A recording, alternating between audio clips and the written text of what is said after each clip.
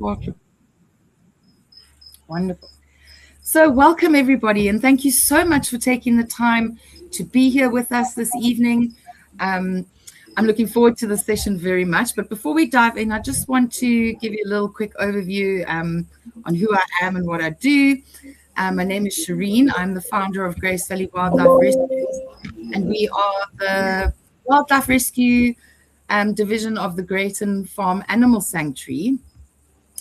And we offer a first responder service to make sure that animals in crisis around the Overberg reach permitted rescue centers. And in our case, the center is Michelle Center, Kuchelberg Biosphere Wildlife Rescue Center. So we make sure that animals needing care get to them. I've also just launched the Wild Ways Learning Center on my website, which you would have seen, which is our learning portal where you can find our first responder training and very soon some of Michelle's training as well. So Michelle is from Wildlife Rescue SA that she founded, and her courses are aligned with the International Wildlife Rehabilitation Council. So without further ado, I'm going to stop sharing my screen and hand over to Michelle. Okay. Well, thank you very much, Shireen. Thanks for organizing this. And of course, needless to say, I've just got a case, three cases that are arriving right now. So we might get interrupted. I apologize in advance for that. No so welcome to everybody. I do recognize some of the names there, and I'm so glad you could make it. I'm going to just start off by telling you how I got to this point that I am now, which is here at the Kuchelberg Biosphere Wildlife Rescue Center. I started rehab, 20 years ago by volunteering. And I always tell the story in my courses about how for the first 4 years, I wasn't allowed to do anything except wash dishes, do laundry. And it was a long, long apprenticeship before I could get into wildlife rescue. But I don't regret it, because the truth is that years later, 20 years later, that's still what I do mostly, is clean cages, prepare meals, and wildlife rehab is not nearly as glamorous as what people seem to think it is. So after those 4 years of apprenticeship, I started working with different species, raising little baby mammals and baby birds. Through Free Me in those days, I did a whole lot of training courses, some in-house courses. And then I had the opportunity to do the IWRC course. So at that stage, the IWRC sent an instructor to South Africa, and they ran the course in Joburg. And I was hooked. It was absolutely a wonderful course. Their material is internationally recognized. It focuses on good practices, principles and protocols of rehab. And so that's what rehab is based on around the world. It doesn't matter if the species are different. The IWRC courses covers the basics of good ethics and protocols in rehab. So I did various courses. Okay, just ask her to leave the birds and potatoes again. Sorry, the cases have just arrived. And where was I? So I did those courses. Then I did some of their online courses, their fluid therapy course, some of their advanced wound treatment courses. I eventually, after many, many years later, thank you. I'm going to have to get to those in a sec. I then did my IWRC certificate. And at that point, I was the only person in South Africa that had qualified with an IWRC certificate. And that I thought was wrong. I thought that was really concerning, that there weren't enough people doing training, getting qualified, getting certificates, and advancing themselves in the field of wildlife rehab. So I started studying the material, and I came out with a South African version of that. Now, in South Africa, the rules are slightly different. The laws are slightly different. Obviously, our species is different. But I started presenting a South African version of the IWRC course here, first in Joburg, where I was staying. And it was through that I ended up coming down to Betty's Bay. So in 2022, they'd had some major fires here in the Overberg. And they discovered that a lot of animals, tortoises, baboons, all sorts of species, Vryspok, were being burnt in these fires. And when they were rescued, there was nowhere to take them. There was no rescue center that could handle all different mammal species, all different birds, reptiles. So they wanted to know, how do they go about rescuing these animals? So at that stage, I'd been teaching the course for a while, for a couple of years, under the label of South African Wildlife Rescue South Africa, sorry. And they asked me to come down to Betty's Bay. So when I got down here, we started talking about the different options, what to do with burnt animals, how to treat them. And we started talking about the fact that there was no rescue center anywhere in the Western Cape that could take in those species to be able to give them time to recover or to treat them. So we started looking at the option of starting a rescue center here in the Overberg. And it took a few years because we couldn't initially find a property. And I remember that I was heading back to Joburg at that stage. We drove past this old building. It was completely run down. It was a hovel, really. It was just a shell of a building. And Corley Hugo, who's the administrator she's now CEO of the Kogelberg Biosphere, she said to me, well, we might be able to get that building from the municipality. And at the time, I said, no, that's not going to work. That's too old, it's too run down, it's too small. And I went back to Joburg. But a few months later, she called me up and she said, remember that old building? Well, they've said that we can have it. So I packed up my life in Joburg, left everything there, and I moved down here to Brindle Bay. That was December 2022. And it took us until a full year just to get the paperwork sorted out, to be able to take the lease on this building and to get the center going. And it wasn't until December 2024 that we finally had the building up and functioning as a rescue center, and we became permitted by Cape Nature. We then started taking in cases, and since December 2024, we've taken in 450 cases now.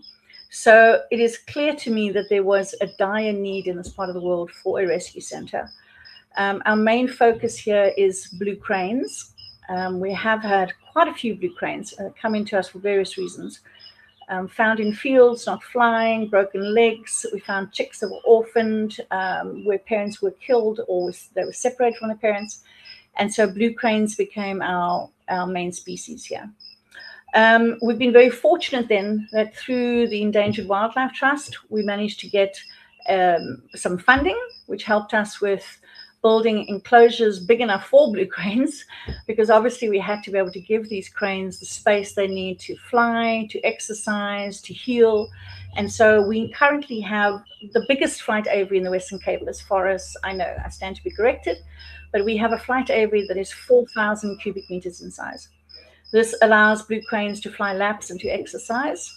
But more importantly, it also gives us a way to exercise raptors. And as you know, in the Western Cape, because of the policies in the Western Cape, there aren't many places that are able to assist with raptors.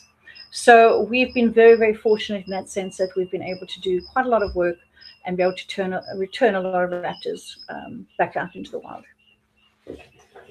She just needs to fill out the form. I'm going to tell them to put it right now. Sorry, this is how it goes at a rescue center. We are constantly busy, cases arriving all day long. So that brings us up to today. We have now a busy center, getting cases at all hours. We currently have about 20 cases in critical care. Some of them are here in the clinic, some in the recovery room, some are outside busy exercising.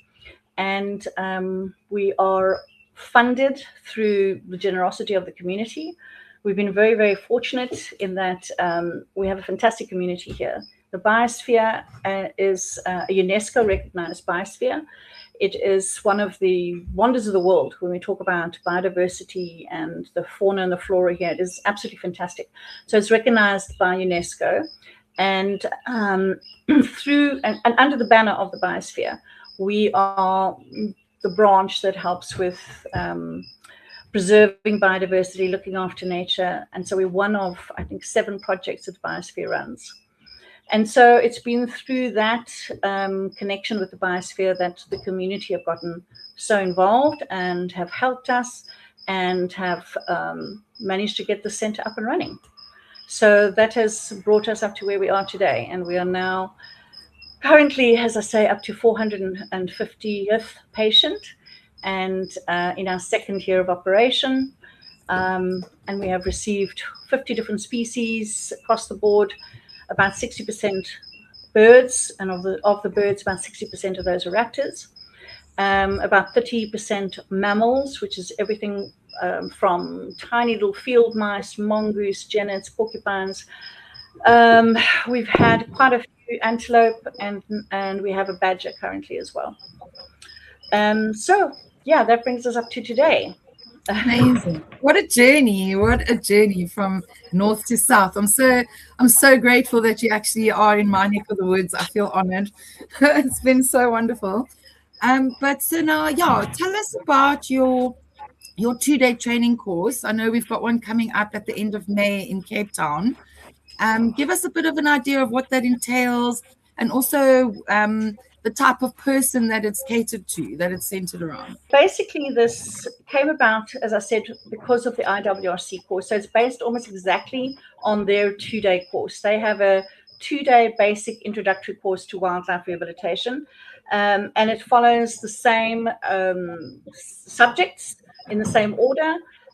So we go through everything from the very beginning. It's suitable for people that are complete beginners, people that have just an interest in wildlife, or that maybe found a bird, don't know what to do with it, or who just have an interest in conservation and they want to give back, or people that are birders or animal lovers. So it's suitable for those beginners, people that are new to the world of rehab, because we start off on day one just talking about what rehab is. And obviously, there is a little bit of I don't want to say misconception, but there's an image that people have in their heads that they think that rehabbers get to cuddle animals and get to bottle feed babies. And, you know, you see all those cute pictures on Facebook and you think that that's what it's about. It's not.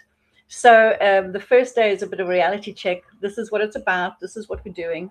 We are here to offset the balance of the impact that humans have on animals, you know, our cars, electric fences, our wind turbines, our domestic animals, our glass windows. All of these things are impacting on the animals that we live around. And so every single case that comes into a rescue center is here because of humans in some way. We've had something to do with it. We've caused an injury, or our pets have. Even the diseases are mostly started just because of our industrial farming, issues like that. So many of the cases that arrive at a rescue center are generally pretty close to death by the time they get here. I mean, it's sadly, they've been hit by a car. They lay on the side of the road for hours. Then somebody stopped and picked them up. And inevitably, that person took them home firstly, took some pictures for Facebook, tried to feed them Pro-Nutro or force water down their throats or whatever, and then suddenly realize, okay, they don't know what they're doing, and they then start looking for a rescue center. So by the time that patient ends up at a rescue center, they are stressed out, severely infected by disease, they've got septicemia, they're usually aspirated because somebody shoved water down their throats, or they've got some kind of issue because of the wrong food. So very, very often patients only arrive at our door when they are at death's door. And so obviously our mortality rate, our death rate is fairly high. It is something that you need to have the right mindset about. You need to have the right constitution. You need to be able to not accept it. It's never acceptable when something dies, but you have to have, you've got to be the right kind of person that can deal with all the sadness and the trauma sometimes, because we do see a lot of death, sadly. But the good news is that obviously we do our best, we save everything. So the course then in the second part goes into first aid. So we learn basic first aid skills, the same as you would if you went on a human first aid course, how to stop bleeding, how to make sure the airways are clear, how to hydrate a patient. All of that is covered on day one. Then at the second part of day 1, we go into practicals. So we have a practical exercise where we learn to do gavage or tube feeding of an animal. This is normally done on a cadaver. These are animals that have sadly passed, and we don't want to waste their bodies. They at least can be used for training. And so we would work with cadavers in that case and learn how to correctly place a tube and how to do tubing. And now I realize that in one lesson, that is not enough time in one weekend to be able to teach a complicated skill like that. But the reason I teach it is so that people can understand how complicated it is and how much they need to practice and how comfortable they need to become with inserting a tube and hydrating a patient. It's not an easy thing to do. So on this course, you get a taste of that and you get to see what's involved in hydrating a patient. And then on day 2, we go into a bit more, we look at things from a slightly different angle. We go into a bit more detail. And we start off by talking about the world of wildlife rehab and what happens to a patient from the time it comes into a rehab center until the time it's released. So we go through all the stages of rehab, the initial contact with the finder or the rescuer, the data, which is a very important part of what we do, data, keeping all the information about every single patient on hand, gathering that information, and then on to treating that patient on day 1. What's the crucial things to look at? What happens to that patient on day 1? We talk about husbandry, different cage designs, cage enclosures, and of course, we look at the things that kill the most number of our patients. Now, our number 1 killer in rescue, as I'm sure you all know, is stress. Obviously, this patient has already been through a lot, and the last straw is now arriving at a center and having a physical exam. That can often be the last straw. So we learn how to reduce that stress, how to avoid stress, and using different methods such as minimal contact, correct husbandry, even providing food in the correct manner, just to be able to reduce the stress of that patient. On day 2, we have a little fun pop quiz just to make sure that everything is stuck. We also go quickly through some of our other things that we see a lot of in rehab, such as poisonings, cat catches, burnt patients, and we talk about first aid for those. And then we go into more detail about hydration. We also do a little bit of maths, just calculating how much fluid to give a patient, what type of fluid to give a patient, method of admission. So we go into all of those things in a little bit more detail so that somebody who's new to rehab can get an idea of what's involved in rescuing a wild animal. Then on day 2, right at the end of the second day, that's when we finally get to the section which I call raising baby animals. Now, a lot of people, when they're going to rescue, they think that's what it's about, raising cute, fluffy things, feeding baby birds. But there is so much that we need to know before we can start taking on those big responsibilities. And so I leave that right till the end. And it's kind of leads up to that, to be able to show people everything that you need to know about that animal, about that species, about their habitat, about their habits, about their behavior, that will lead you to be able to assist a baby animal that needs help. So the course runs generally over a weekend. It's 2 very, very full days, very, very busy, packed with information. There's also 2 training manuals. So when we go over something very quickly, it is in the manual. All the information is there. That's all included. I also include the equipment that you're going to need. So you don't need to come with your own gear at all. I provide tubes and syringes and gloves and sanitizer and anything else that we might need for the physical exams that we'll be doing. As I said, we do use cadavers. On day 1, we'll look at a bird cadaver, and on day 2, we'll focus on mammals. And the point of that is so that we can become familiar with the anatomy of the animals that we're going to be dealing with, and learning how to handle them, how to strap a wing, how to make a splint for a foot, and just becoming familiar with the weight and the feel of the animal, so that when you get a live one day, You know, oh, hang on, this is not right. This doesn't feel right to me. So these animals help us in that way, help to give us some information that we can store in our memories for when we end up with live animals. So yes, I'm waffling on. No, I did your course 2 years ago, I think. You just moved here. And when I first, was looking into this, because I was in a similar situation to where I live there, before you were around, the nearest rescue center was 3-4 hours away. So it was a real struggle. And I was like, what do I do to stabilize an animal? What do I do in that kind of situation? And I went on your course thinking, okay, I'm going to come back and I'm going to rehab animals and I'm going to be able to say. And I actually walked away going, you know what? It's way more difficult than I thought it could ever be. Like, we're not encouraging people to go home and rehab animals. What we're doing is we're encouraging our first responders to work with their rehab centers and, and with their vets. So please don't think this is a go home and rehab animals on your own course. It really isn't. Because you are going to walk away feeling like, it's a big, overwhelming responsibility, and you really do need to, have that relationship with your permitted center. Sorry, my video is off. And also your vet in your area. You need to have that relationship and work with them. Like in my situation, most of the time, I can stabilize an animal quickly and return it to nature. It's not a problem. Or I'm working with my vet. Like one example was there was a Gracebok that got attacked by dogs in the middle of the night. And the finder managed to keep them in their chicken hook. And I arrived and I phoned the vet, but the vet wasn't in great, and they were on a farm miles away, but they worked out, okay, they can, I can get the medication from the practice and administer it under their guidance. The dose worked out by the vet. I'm not winging anything. So this is really about, strengthening your existing relationships with your vet and your permitted center.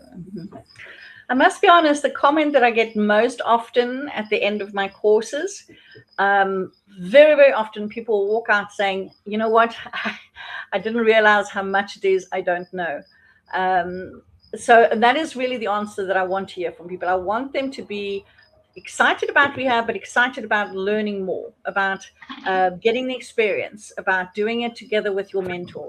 And that is basically how we all start in rescue. You work with a mentor, you volunteer at a center firstly, you spend your time doing your cage cleaning and doing your apprenticeship on chopping vegetables, but that is really the groundwork. And then at a rescue center, you will get exposure to different cases, different scenarios. And that is really how we all get into rehab. But it takes time. Like any new career, any job that you want to enter into, you have to start at the bottom and you have to work your way up. There is a lot that a rehabber needs to know. And we certainly cannot cover it all in a 2-day course. Yeah. It is something that you need to work at over years and years with a mentor at a rescue center, volunteering, working with your vet, and study every step of the way. And I still do. I still study constantly. I do every course I can find. I do every workshop I can find, because there's so much new information coming out too. There's so much that I don't know about so many species. So you continuously need to be broadening your knowledge with different cases. There's a lot to know. You mentioned volunteering, so I think that's a good point to ask you. How can people volunteer at the Kuchelberg Center with you? What are your needs, and how can people get hold of you? So the center is run on volunteers. I would not be able to keep the center open without our volunteers. We have a very small staff. We don't have money for salaries or anything like that. So volunteering is pure gold to us. And because we are located in the Overberg, we are kind of halfway between Royals, Pringle Bay, Betty's Bay, Kleinmond, that area. So people from the community and from the biosphere can come and do shifts here. We have people driving from further. We've got people driving from Hermanus, from Gordons Bay, from Somerset West, even from Helderberg, from Stellenbosch. So we're not that far from any of those places either. We have 2 shifts a day. One is from 8 until 12, our morning shift. And we have an afternoon shift, which is 12 until 4. And I need about 3 or 4 people per shift. We are that busy that there is enough work for 3 or 4 people. Generally speaking, the morning shift will be chaotic. First thing in the morning as we arrive, we have a lot of young patients that need to be fed immediately. We've got critical patients that need to be seen immediately. Everybody is hungry and waiting for breakfast. So the kitchen is mayhem. 3 or 4 people all going for it like crazy until we can get out the first meal of the day. And then after that, we'll start cage cleaning, changing water dishes, doing longer other treatments if there are, bandage changes, things like that. And we normally takes us at least 2.5 hours. By about 10:30, we can finally slow down and have a cup of tea. And I know that some volunteers only come for the free tea and biscuits, but it is an important part of volunteering. I realize that. And then after tea break, we'll start with the cleaning. There are tons of dishes to do. There are tons of towels, lots of laundry, lots of cleaning, mopping, sieving of insects, chopping vegetables for the next meal. So there's a lot to do for every shift. The afternoon shift is a bit different. The afternoon shift starts off quite easy. They come in after the lunch has been served. So they might do some dishwashing, some cleaning, some laundry. And then it gets busier towards the end of the day. When we get to our final meal of the day, when everybody, including our nocturnal patients, get fed, then there's always like a mad rush to get all of those, because everybody wants to go home then, it's 1 o'clock. So everybody wants to get out of here in the afternoon. So there's this crazy rush to get all of the afternoon meals done. There might be more medication or treatments that need doing.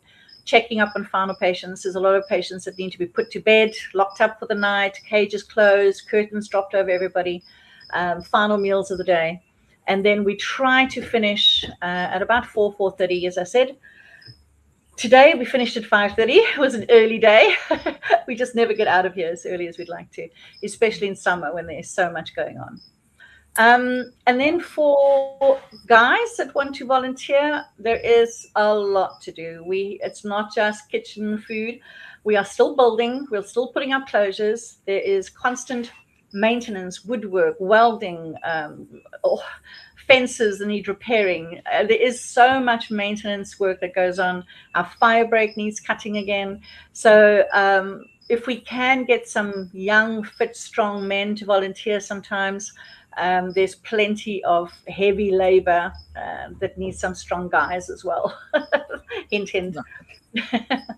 So, and then Michelle, for those people who want to take their education further, obviously your 2-day course is the perfect place to start. And then after that, you can also assist people with, furthering the education if they want to take it further. Mm-hmm. So after someone's done my 2-day basic course, it's basic, as I said, it's an introductory course, gives you a taste. And what I'm really hoping is that people will get hooked on rehab. That's what I'm trying to do, is get more people involved. And that way they are then make themselves available to assist. So I will then add everybody onto one of my first responder groups. I've got many groups. I've got one in Cape Town, one in the Overberg, one on the Garden Route, one in Port Elizabeth. I still have an old Joburg one as well. And I add the students to those groups, and then it's up to them. If they want to be involved, they can put their hand up, they can volunteer their time. I'm on those groups daily, and it's usually messages saying, can somebody please go to Stellenbosch, bring a bird? Can someone take it to the vet? Can you pick something up at the vet, bring it to us? Can somebody keep this bird overnight and bring it to us in the morning? So I'm constantly putting messages like that out onto the different first responder groups. And those people that have done the training can then put their hands up and say, yeah, I'm available. Sure, I'll do it. Okay, I'll drive.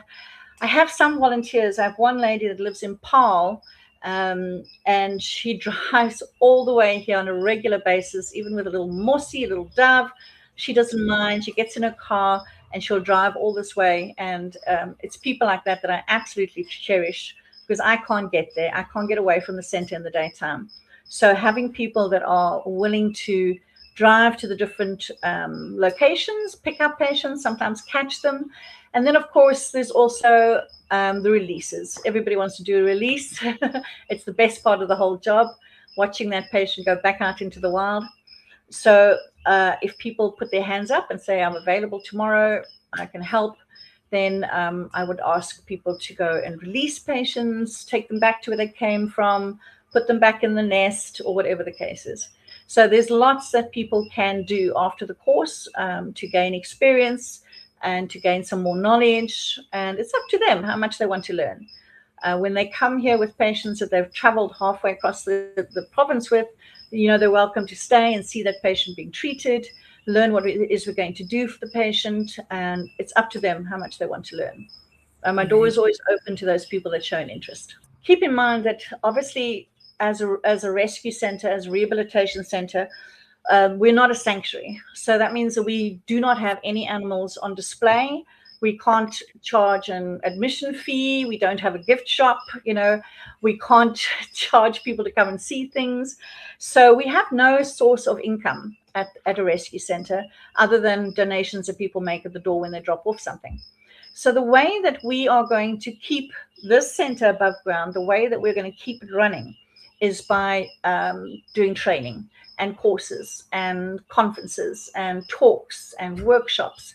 And that's how we're going to get people in, and that's how we're going to raise the funds that we need in order to keep the center running. So the full name is the Kogelberg Biosphere Wildlife Rescue and Training Center. It's a mouthful, I know, but that is our objective, is to use this platform here, this facility here, as a classroom for people that are keen to study conservation, veterinary science, wildlife rehabilitation. All of those subjects we'll cover in different workshops and talks and so on. So this course, as I said, is just a 2-day course. After the 2-day course, you're also welcome to come on the more advanced courses. The advanced courses are generally a 1-day course. So the most common one, which is the one that Shireen's also done, is the advanced fluid therapy. That is a very important one. Once you've done some basic rescues and some basic handling of animals, you start to see how important it is to hydrate them correctly, give the right type of fluids in the right amount and in the right method. So the advanced fluid therapy helps with that. Then there's also the advanced wound management. If you're getting more into rehab and being able to tell whether an animal is viable or not, whether a wound is viable or not. Is it going to survive this injury? Can it survive this injury? Is there some way that we can heal this wound? So the advanced wound healing course is also a very important one, I think. If there is a specific interest that people have or something that they'd like to know more about, we have the classroom here. I've got all the material already. It's just a matter of putting it together, and we can do specialized courses as well. Awesome. Thank you so much, Michelle. That was a really informative webinar about your course. Excited to bring you to Cape Town and looking forward to more and more people coming to the center to volunteer, more rehabbers being birthed around South Africa. I think that's a really awesome thing. We desperately need it. Before you came along, we had no rescue center. So thank you for that. It's been Shireen, thank you for all you've done, all your organizing. You're so efficient getting everything together, organizing the Cape Town course and this podcast as well. I'm really impressed. I need you on my team. I need you to help me with the technology on this side. Absolutely. No, 100%. I'm 100% behind you. And if we can get more people doing your course, amazing. If we can get some of your things onto courses online on the website, we need to do that. Lovely. I'd love that. Watch this space, guys. Watch this space.